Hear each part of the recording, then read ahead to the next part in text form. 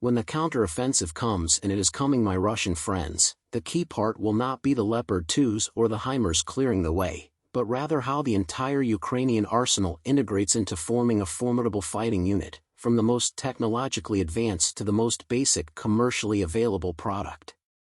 With that in mind, let's take a look at how the tiers of technology will play a role.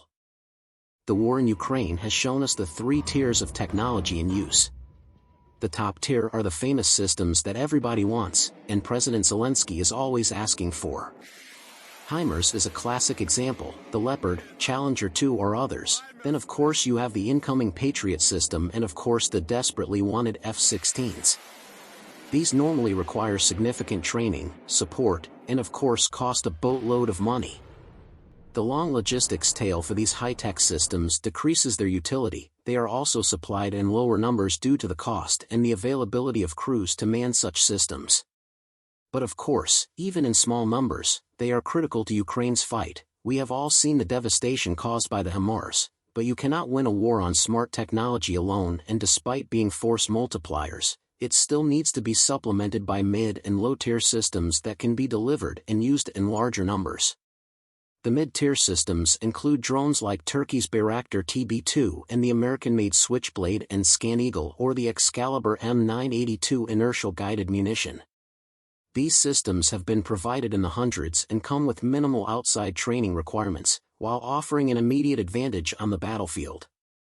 This level of technology requires less training, which means it can enter the battlefield much more quickly and be put in more hands and in more locations around the theater of operations.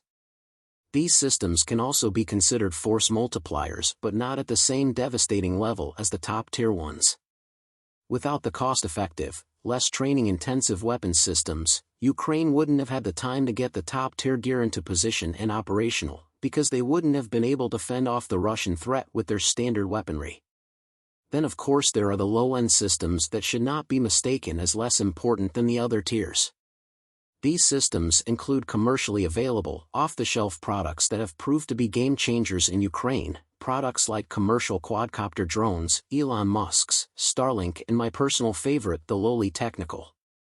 Commercial technology has allowed Ukrainian forces to equip themselves with capabilities that dramatically improved command and control, communications, situational awareness, and the ability to fight back.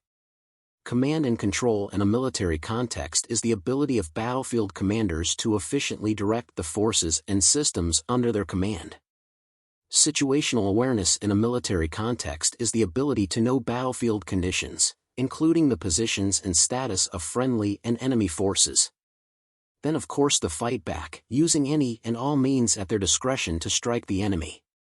If you are not constantly harassing the enemy, you give them time to breathe and reorganize.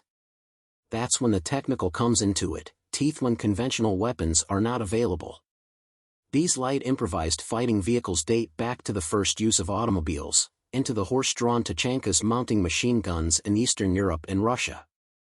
During World War I, the French armed several Ford trucks with 37mm guns to bolster their defense of the Papeete. During the Spanish Civil War, field guns were fixed to lorries to act as improvised self-propelled guns, while improvised armored cars were constructed by attaching steel plates to trucks. The SAS mastered the use of technicals during World War II, converting standard commercial trucks and jeeps into bristling weapons of death. In more modern times, the technicals consist of weapons mounted on a civilian vehicle, such as a four-wheel drive pickup truck. Many pickups have been used as technicals, including Ford Ranger and Mitsubishi Triton, but the most favored are the Toyota Hilux and Toyota Land Cruiser.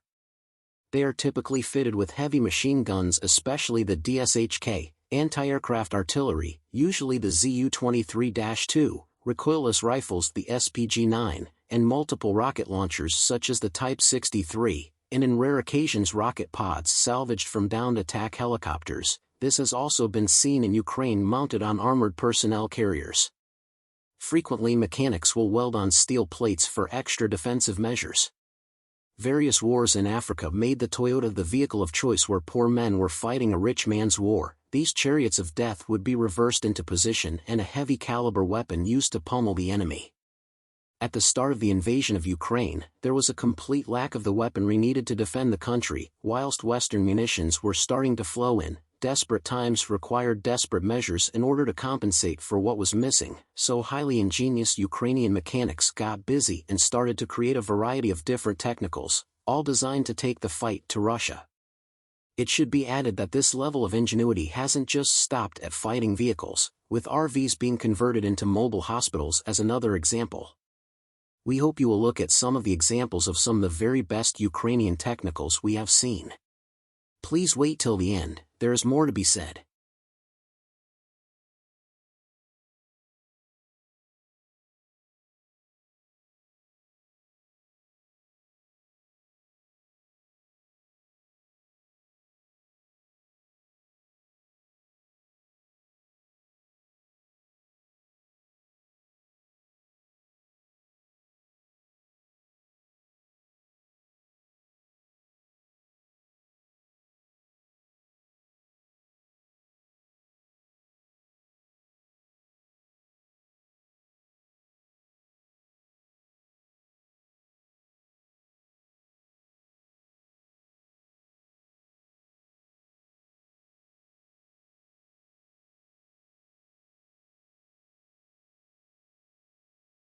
But Ukraine's success has come by figuring out how to integrate these three tiers of weapons and technology into a cohesive battlefield strategy.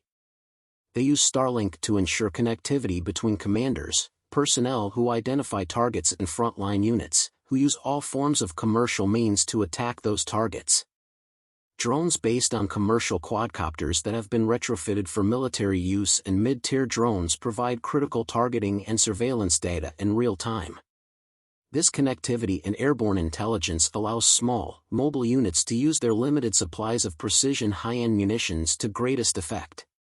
What also cannot be denied has been the incredible level of enemy harassment caused by Ukrainian drones dropping munitions on unsuspecting Russian soldiers. The speed with which Ukraine has taken this hodgepodge of technology and capabilities and mastered their integration and use is remarkable. It provides a stark contrast to Russia's poor use of its technology that has normally set Russia apart from the rest of the world, and which frankly established the belief that this war was going to be over in 3 days. With more high-tech weapons on the horizon and the ingenuity of the Ukrainian technicians being unparalleled, you can expect their battlefield situation to only improve, clearing the way for a successful counterattack that will hopefully sweep the Russians off the board. Thank you for watching. Now it's your turn. What do you think? Do you believe that the Russians can turn the tide of the war by embracing the Ukrainian way of using technology? Given the state of the Russian economy, do they have any commercial assets that they could bring to bear on the battlefield, apart from drones? Will the Ukrainians be successful in their counterattack, and do you see technicals riding outside by with Leopard 2s to do battle? Drop a like and subscribe.